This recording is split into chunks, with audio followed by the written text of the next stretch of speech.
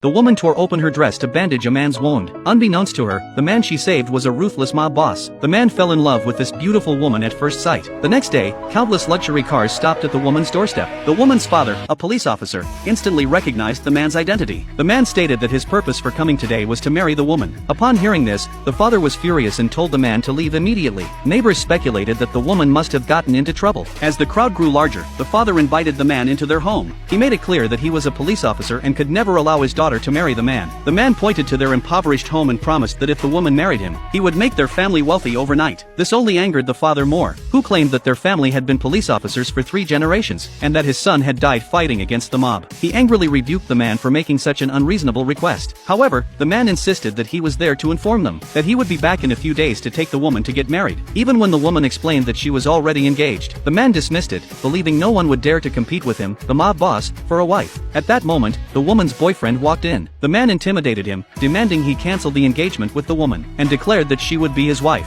After the man left, the father urged his daughter and boyfriend to marry quickly, to avoid any future troubles. The boyfriend assured that he would protect the woman. Unexpectedly, the next day, the man appeared at the hospital where the woman worked. The woman was haunted by her brother's death, so she believed she could never deal with someone from the mob. The man claimed her brother's death was just an accident, and since he took over the gang, they now only engaged in legal businesses. The largest real estate, oil, and telecommunications groups in the city were under his name, so hundreds of thousands of people depended on his businesses for survival. The woman scoffed at this, thinking the man was pretending to be a philanthropist. But the next second, the hospital director came over, smiling, to thank the man. It turned out the man had just donated 100 million in the woman's name to the hospital. The director happily gave the woman a month-long leave. The man then picked up the woman and walked away. She struggled desperately, but it was in vain. He then pulled her in front of a white curtain, saying he had a gift for her. The woman was horrified to see all her photos hung on the wall. Seeing how shameless the man was, she desperately tried to escape, but he gave her no opportunity, pointing out the window, saying that as long as she agreed to marry him, all the places lit up outside would belong to her. If she tried to escape,